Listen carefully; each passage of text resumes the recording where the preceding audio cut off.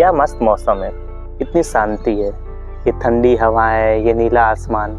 एक मिनट भाई, ये आसमान नीला क्यों होता है? भाई आसमान नीला नहीं है, ये हमें दिखता नीला है। जब सूरज की रोशनी हमारे अर्थ के एटमॉस्फेयर पे आती है तो उसमें वेवलेंथ और फ्रीक्वेंसी के हिसाब से कई सारे रेंजेस में आती है, जैसे gamma rays, X rays, ultraviolet rays, infrared, radio wave, radar wave. अब इसी में एक होता है विजिबल स्पेक्ट्रम, जिसे हम विबग्योर बोलते हैं। इस लाइट की स्कैटरिंग होती है। स्कैटरिंग का मतलब होता है बिखराव, मतलब कि लाइट आती है तो हमारे एटमॉस्फेयर में जो डस्ट पार्टिकल है, मतलब जो छोटे छोटे कण है, एरोसोल्स वगैरह, वाटर वेपर, ये सब, इनसे जो लाइट है वो स्कैटर होती है, मतलब बिखर जाती है। अब ये विजिबल लाइट में भी जो ब्लू वाली लाइट है, इसका वेवलेंथ बहुत कम होता है। देख सकता है कि इसकी वेवलेंथ बहुत ज्यादा कम है, जैसे जैसे हम इधर जाएंगे तो वेवलेंथ बढ़ती जाएगी, तो इसकी स्कैटरिंग सबसे ज्यादा होती है। अब ये चारों तरफ स्कैटरिंग होकर बिखर जाता है तो हमें आसमान नीला दिखता है। तो भाई हमें सुबह के टाइम और शाम के टाइम आसमान लाल क्यों दिखता है? देख, सुबह के टाइम में सूरज उगते वक्त और शाम के टाइम सूरज ढलते वक्त पृथ्वी और सूरज के बीच जो दूरी है वो बहुत ज्यादा होती है।